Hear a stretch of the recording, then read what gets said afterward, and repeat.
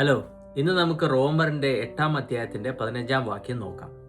നിങ്ങൾ പിന്നെയും ഭയപ്പെടേണ്ടതിന് ദാസ്യത്തിന്റെ ആത്മാവിനെ അല്ല, നാം അബ്ബാ പിതാവേ എന്ന് വിളിക്കുന്ന പുത്രത്വത്തിൻ ആത്മാവിനെ അത്രേ പ്രാപിച്ചത്. നമ്മളെ ദൈവത്തിന്റെ മക്കളായി മാറ്റിയത് പരിശുദ്ധാത്മാവാണ്.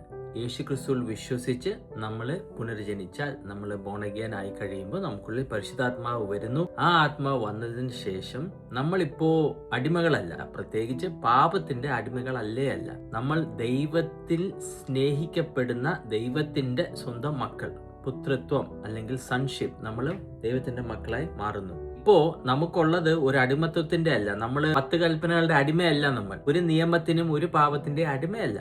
നമ്മളിപ്പോ യേശു ക്രിസ്തുവിന്റെ മരണം, അതിനുശേഷം ക്രൂശിൽ മരിച്ച് ഉയർത്തെഴുന്നേറ്റതിനു ശേഷം നമുക്ക് തന്ന പരിശുദ്ധാത്മാവ് വഴി നമ്മളിപ്പോ ദൈവത്തിന്റെ മക്കളാണ്, ദൈവത്തിന്റെ പുത്രനും പുത്രിയുമാണ്. അതുകൊണ്ട് നമ്മുടെ ഉള്ളിൽ ഭയത്തിന്റെ ആവശ്യമില്ല, സംശയത്തിന്റെ ആവശ്യമില്ല. ദൈവം നമ്മളെ സ്നേഹിക്കുന്നു. അത് നമ്മൾ ഒന്നും ചെയ്യുന്നത് കൊണ്ടോ ചെയ്യാത്തത് കൊണ്ടോ അല്ല. ദൈവം സ്നേഹമാണ്, ദൈവം നമ്മളെ സ്നേഹിച്ചിരിക്കുന്നു. അപ്പൊ ഇവിടെ വളരെ വ്യക്തമായിട്ട് പറഞ്ഞിരിക്കുന്നത്, നമ്മൾ ഒരു കാര്യത്തിലും ഭയപ്പെടേണ്ട, ദൈവത്തിൽ വിശ്വസിക്കുക. കാരണം നമ്മളിപ്പോ ദൈവത്തിന്റെ മക്കളാണ്.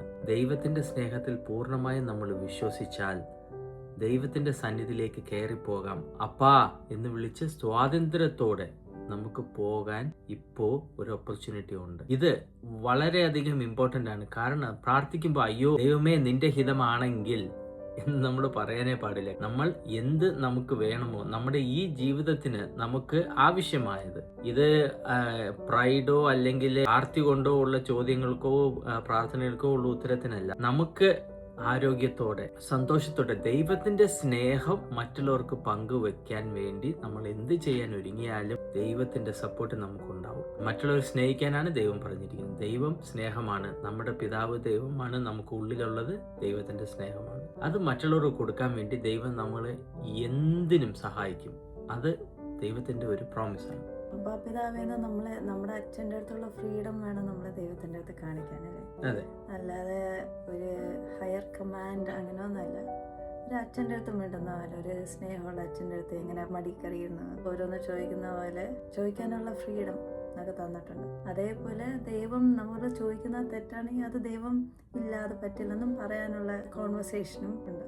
നമുക്ക് ധൈര്യമായിട്ട് അപ്പച്ച, പപ്പ, അപ്പ, ഡാഡി എന്ന് വിളിച്ച് ദൈവത്തിന്റെ അടുത്ത് പോകാം. ദൈവം അതുപോലെ ആ സ്വാതന്ത്ര്യത്തോടെ നമ്മുടെ അടുത്ത് പെരുമാറും. അതാണ് ദൈവത്തിന്റെ ഇഷ്ടം, ദൈവത്തിന്റെ ഹിതവും അതാണ്. ഇനി പ്രാർത്ഥിക്കുമ്പോൾ അത് ഓർമ്മയിലിരിക്കട്ടെ.